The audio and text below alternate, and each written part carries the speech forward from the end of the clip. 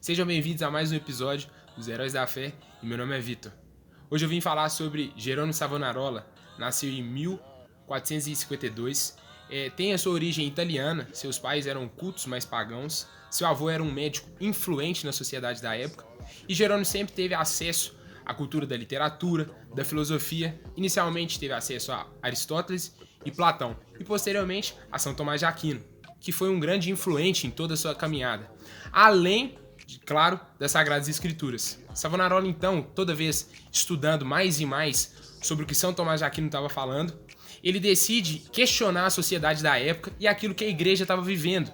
E para isso ele começa a entender que a igreja estava vivendo uma idolatria, estava vivendo tudo aquilo que a Bíblia não pregava. Então ele decide ir para o monastério. No monastério ele começa a fazer atividades costumeiras da sociedade da época, como cozinhar, lavar, e nada relacionado a virar monge, mas posteriormente, ele começa a se dedicar cada vez mais à oração e ao jejum, e ele acaba se tornando um crente fervoroso para a época.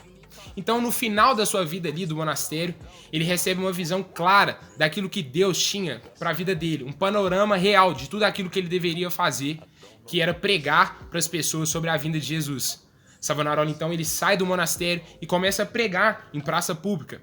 E cada vez mais as pessoas estavam se adaptando e aceitando aquilo que ele estava falando.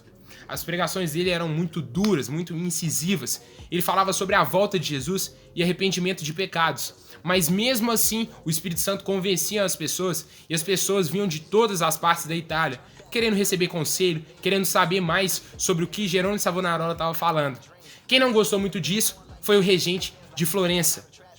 Entendendo isso aí, ele foi até Jerônimo Savonarola e propôs que ele parasse de pregar, principalmente sobre Deus, mas mais do que isso, parasse de questionar as doutrinas da igreja daquela época. Savonarola, irredutível, não aceitou, então o regente teve a brilhante ideia de levantar um Frei Mariano, para contrapor tudo aquilo que ele pregava em praça pública. Só que as pessoas, o Espírito Santo já tinha tomado as pessoas e elas não aceitaram mais o que o Frei estava falando relacionado à igreja. Savonarola, então, ganha popularidade.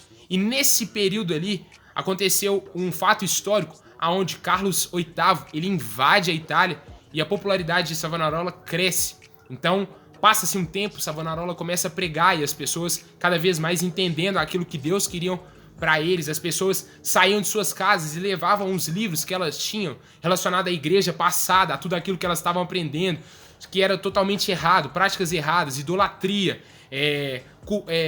questionar as coisas, e as pessoas começam a queimar esses livros em praça pública diante da pregação de Jerônimo Savonarola. Por ordem do Papa, então, Jerônimo Savonarola ele foi excomungado e, mais do que isso, ele teve uma ordem contra a sua vida de ser queimado em praça pública. Mas antes dele ser queimado, ele deixa uma frase que é muito significativa para nós até hoje, que é: tanto fez o Senhor por mim, o Senhor fez tanto por mim.